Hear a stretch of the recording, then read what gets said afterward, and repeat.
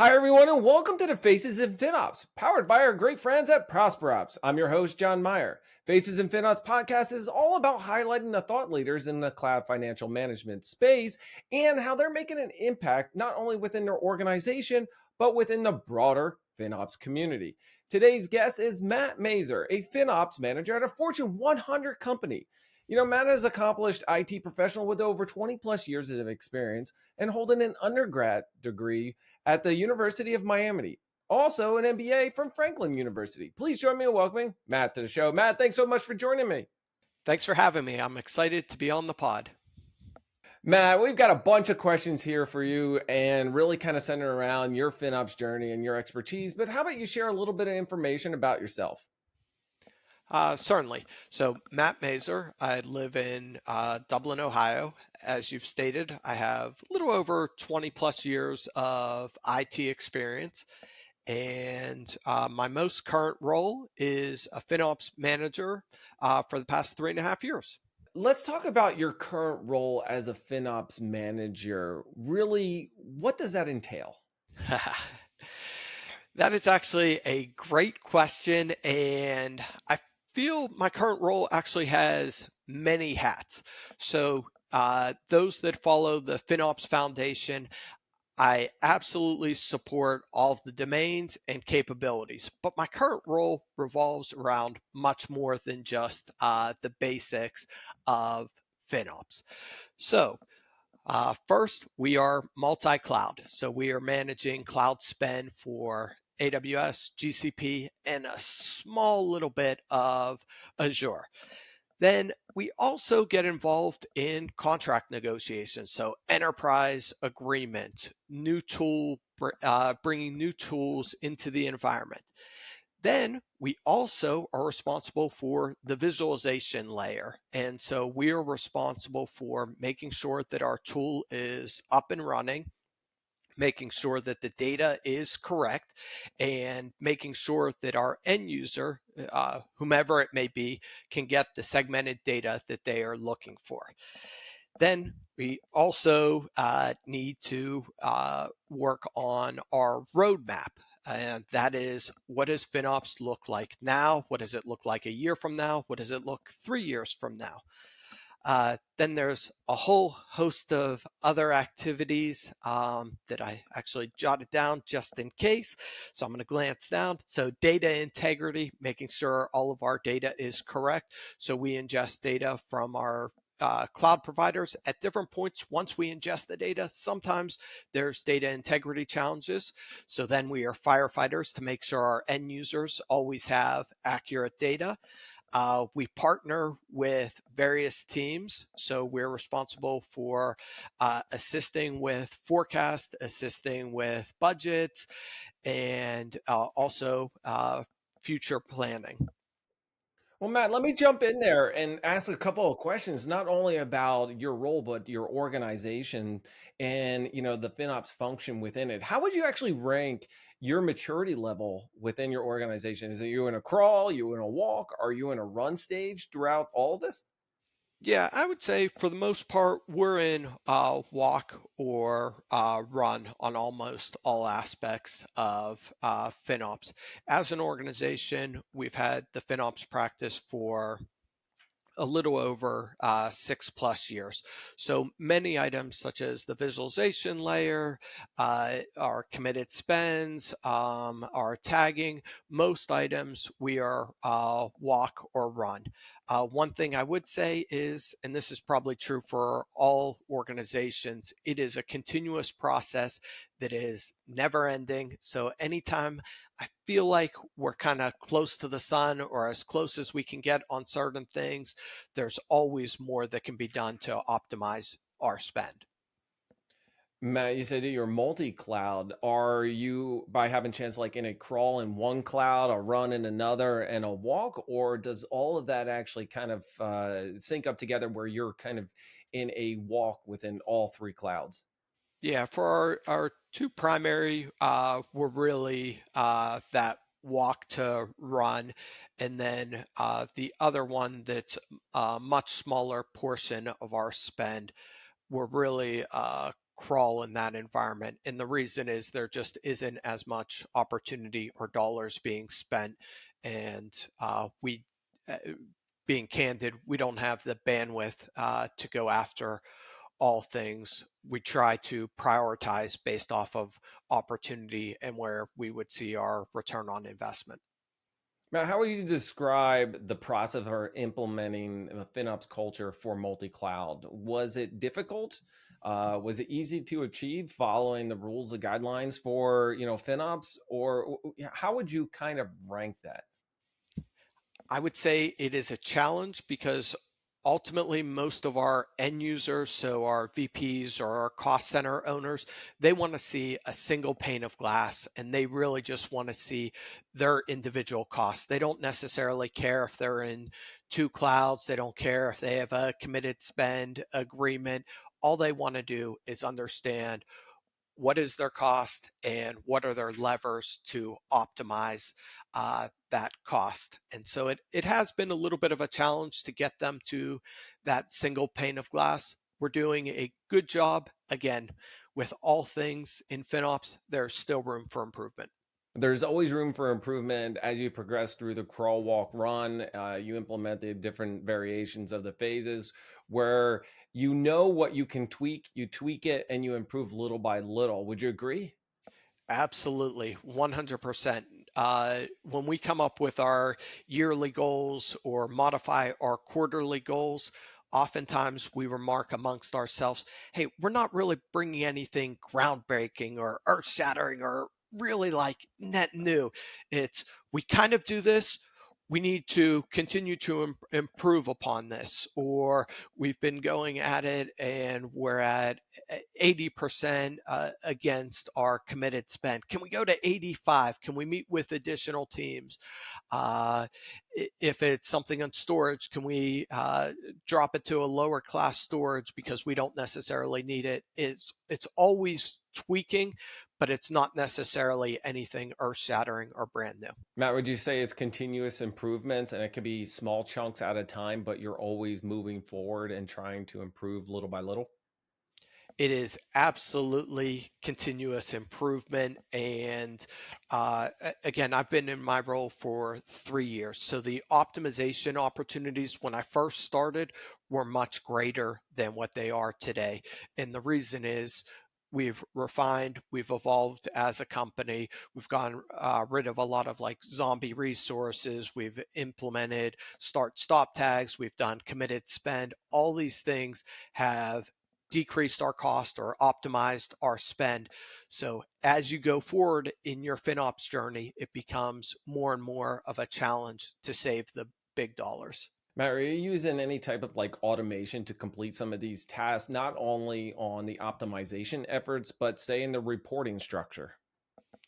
Yes, so we absolutely leverage certain automation. So the simple answer is yes.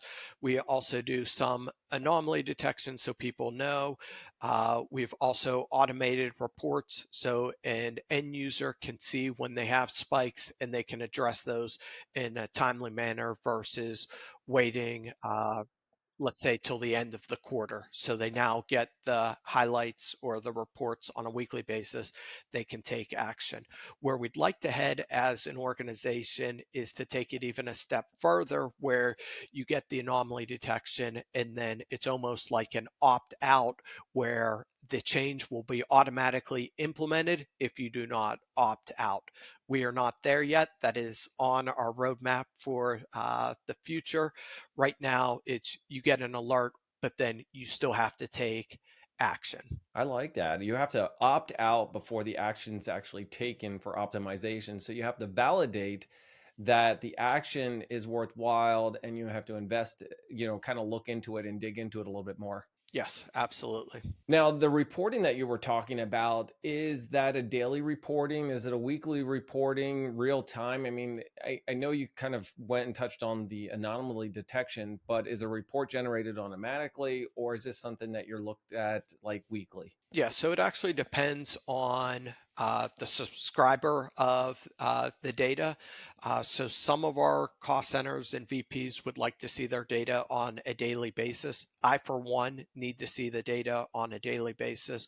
So I get a daily report. I can see if there's any spikes in our overall cloud spend. I have some end users that want to see it on a weekly basis, some that want to see it on a bi-weekly basis, and some that want to see it on a monthly basis. What we do is we set up standardized reporting, but then the frequency that they receive the data is really up to them. Do you find it challenging that the reporting might be out there like biweekly, monthly, or something like that in order to actually perform this action?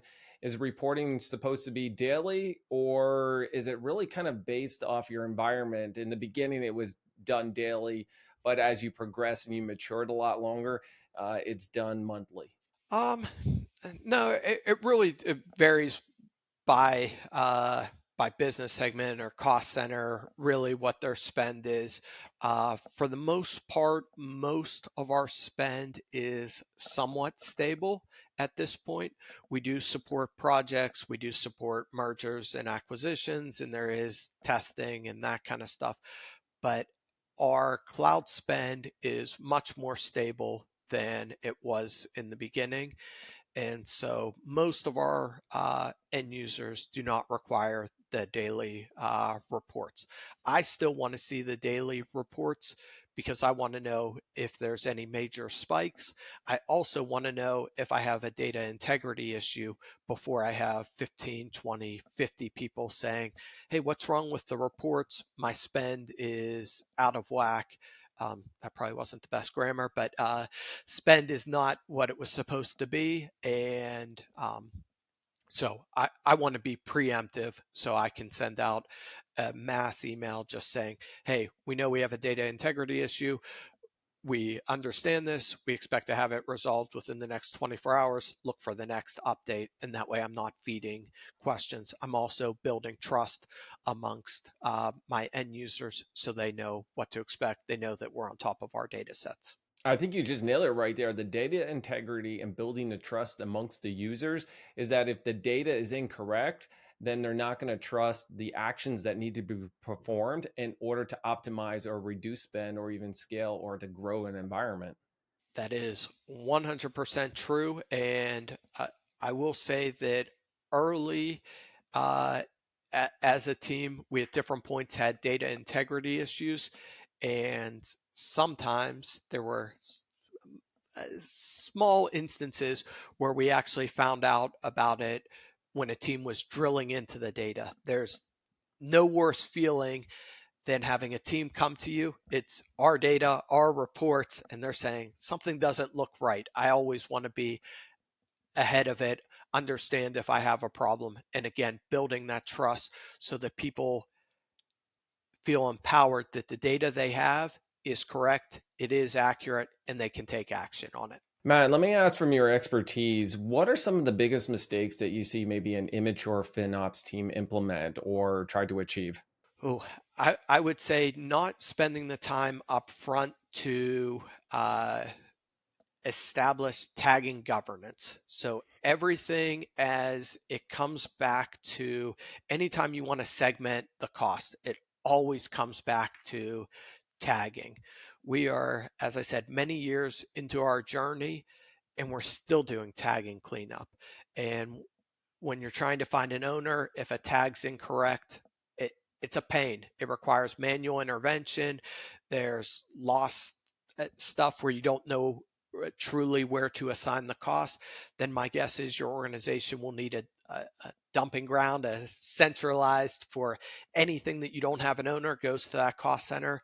But my advice to anybody just starting out, invest in tagging governance and really make sure you're tagging everything up front and make sure you have good policies around it.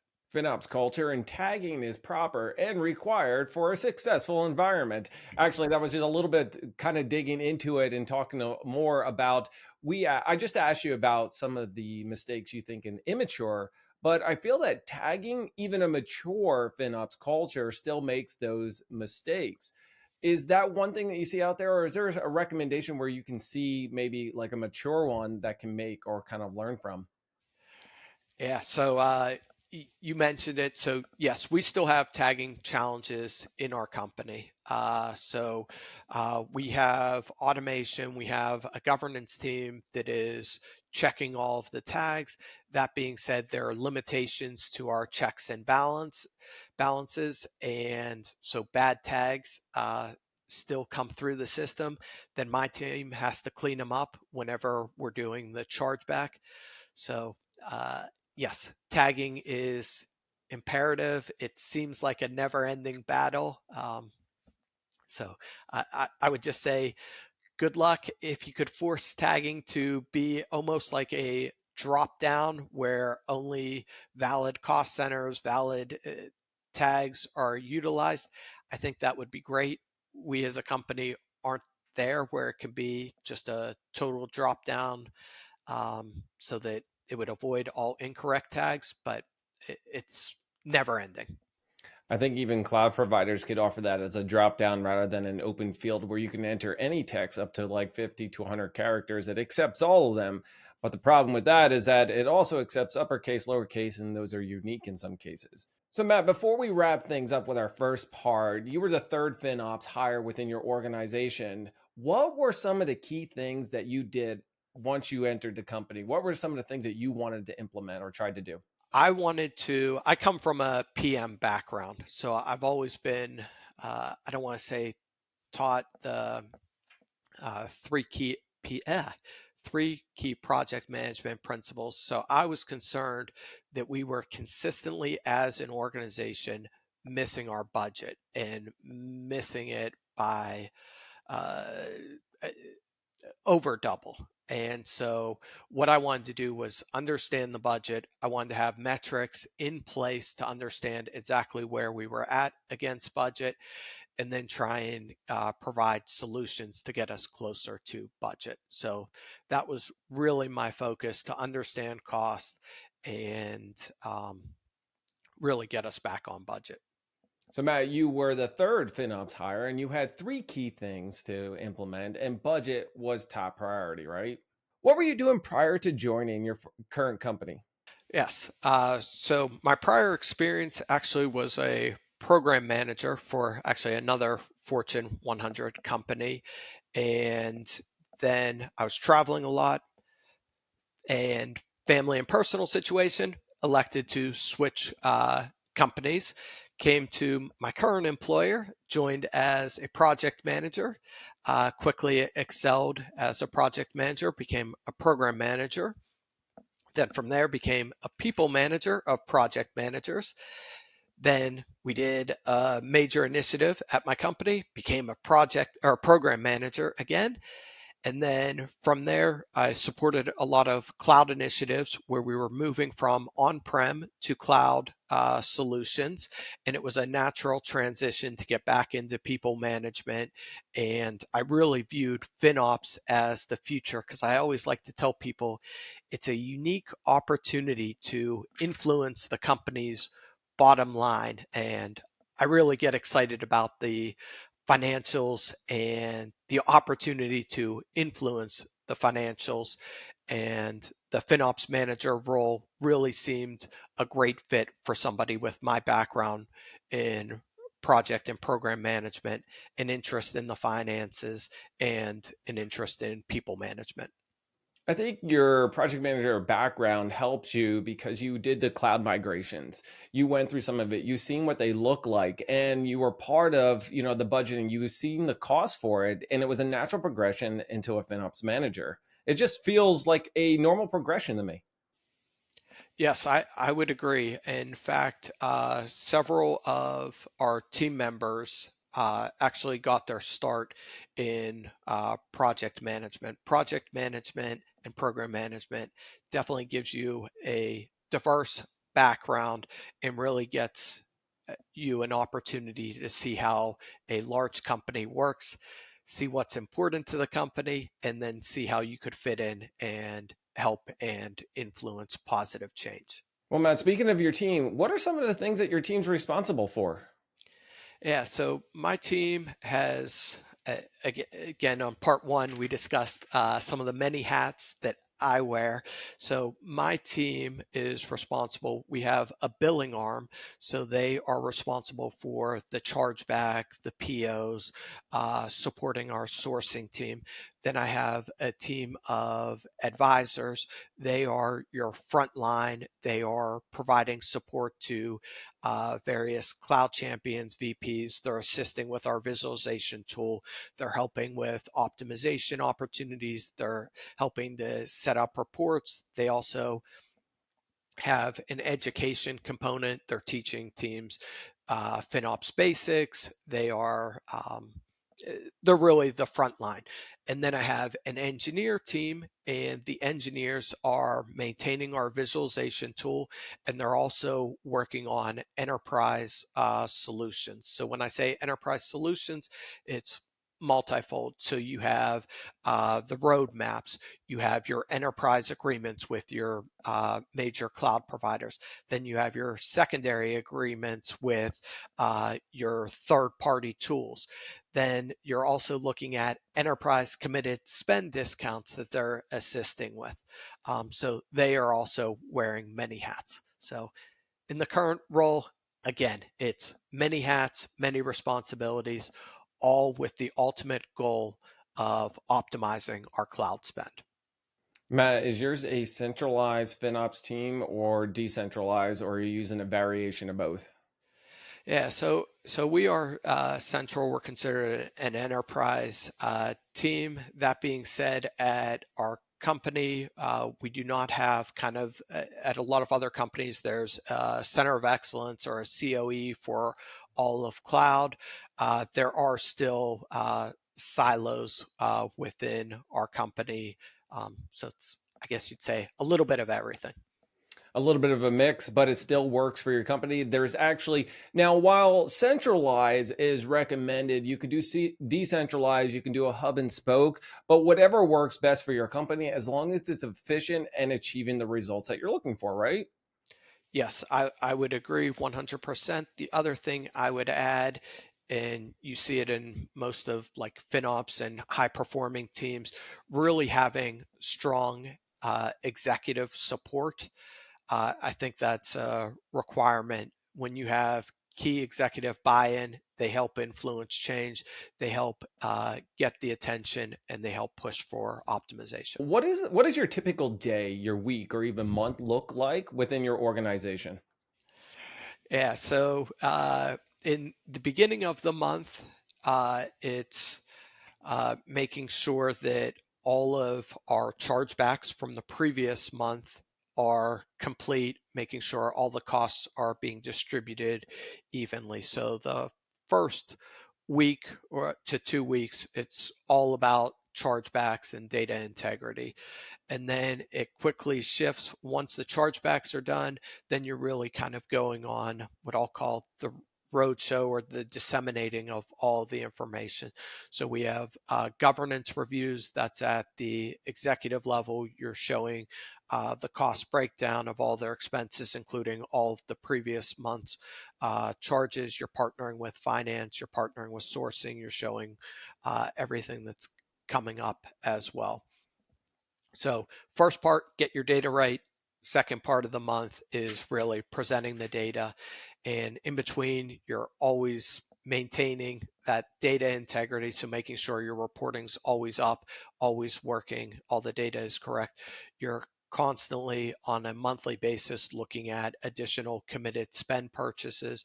You're also doing vendor meets because you want to make sure that there isn't a new tool that could significantly aid in your FinOps journey. Um, it's nonstop, but it's a fun space to be in because every day is slightly different, and every day gives you the opportunity to learn something new. What are some of the biggest challenges you or your team are facing today? Right now, we have a few. So our data normalization for our visualization tool is one. So we have manual workarounds to get all data from all different providers to look exactly the same, so they can see a single one-page view of where they're at with cloud spend. Um, a, Another area is just how can we continue to push um, on optimizing our costs, and is it additional committed spend discounts, but we're pretty good there, so we're running out of options there. So then it's looking at additional tools. Is there anything else?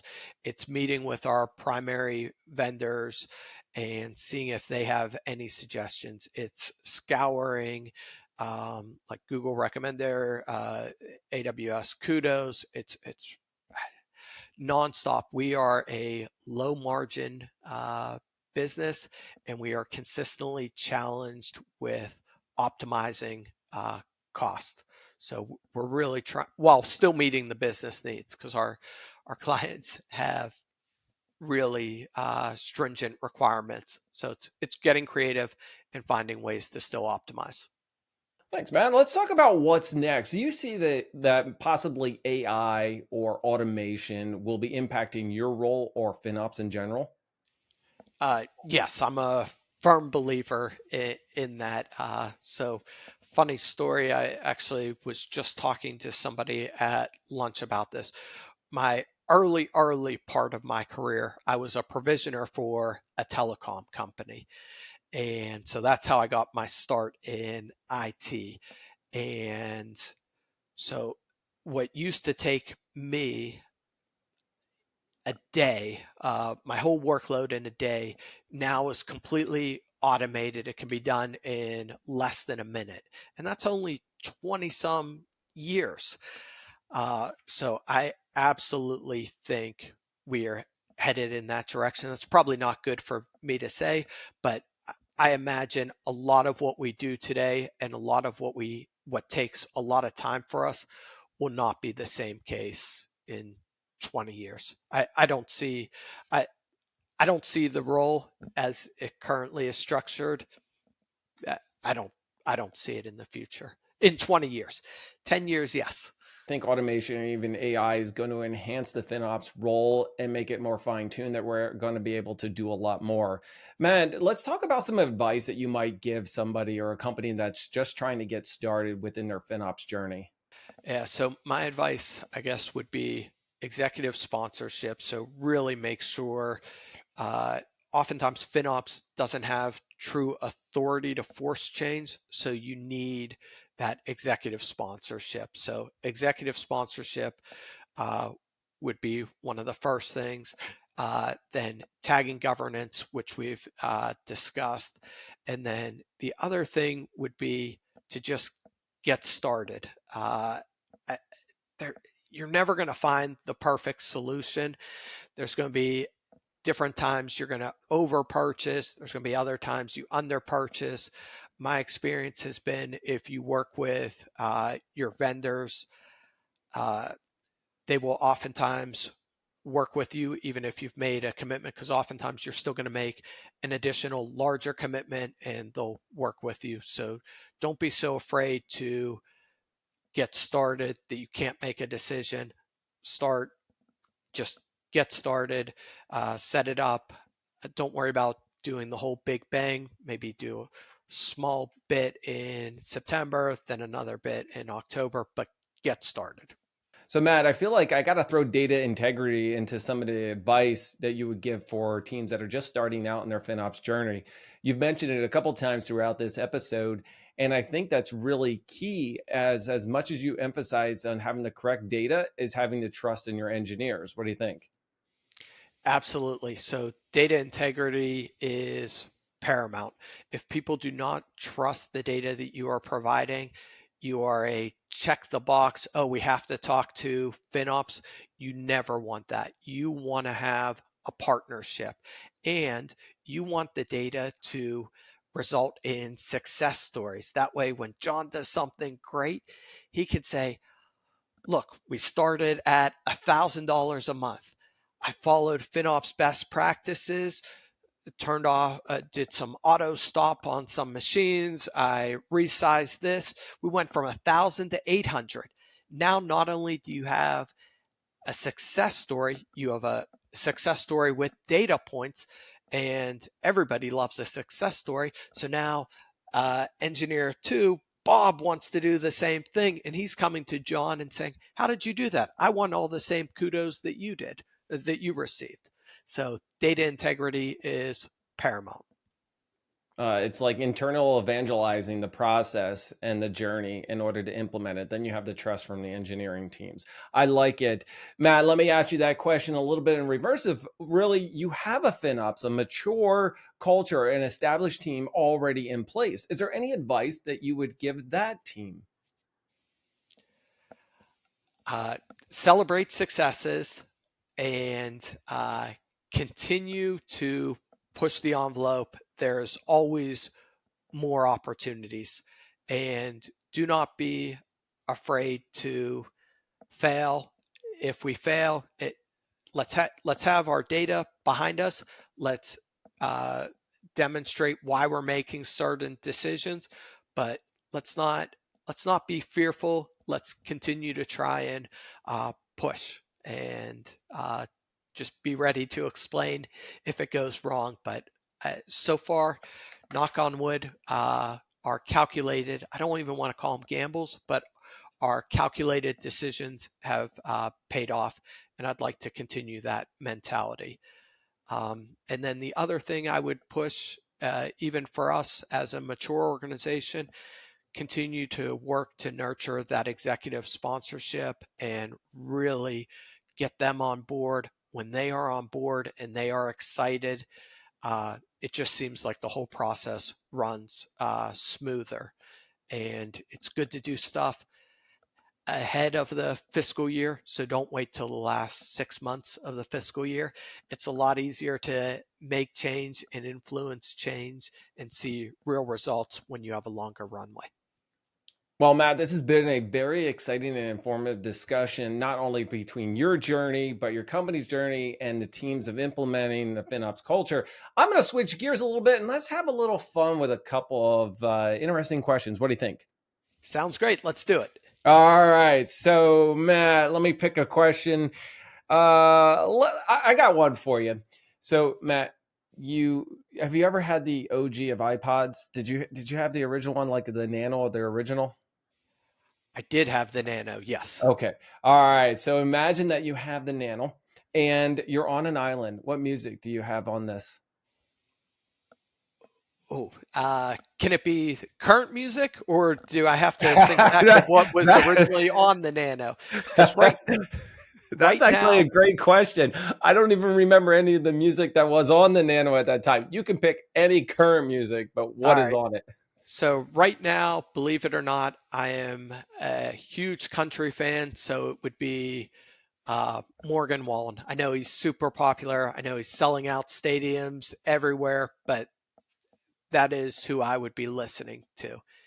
And if you went back 20 plus years, I think, again, probably you wouldn't guess it, but probably like Jay-Z or Ice-T or some, or Wu-Tang Clan. There you go. So Hey, you know some what? rap. I actually enjoyed the country and your list on the OG back 20 plus years ago. So I'm actually right there with you. Matt, I'm going to wrap things up and ask you who are some of the most influential practitioners in the FinOps community now? Yeah, so being local to Columbus, Ohio, my first recommendation for anybody that's interested in FinOps is always Joe Daly. So he's dynamite. He is very responsive, very engaged, and very active in Columbus. And then other people just that I follow more from just on my LinkedIn feed would be JR's, who's in charge of FinOps Foundation, then Ben Demora, and then just somebody that I met at FinOps X. Actually, I met a ton of amazing practitioners and people, but one of the key people that has been, in my opinion, one of the most knowledgeable is Dan Ortman, who's out of Software One. So he has a lot of insightful posts and just really, really knowledgeable. So, Matt, I'm going to wrap things up with our latest episode of Faces in FinOps. Everyone, Matt Mazer, FinOps manager at a Fortune 100 company. Matt, thank you so much for joining us. Thanks again for having me. It was a blast. All right, everybody, this has been another awesome episode and discussion around Faces in FinOps, powered by our good friends at ProsperOps. Be sure to hit that like, subscribe, and notify, and to check out the latest ProsperOps blog, because guess what? We're out of here.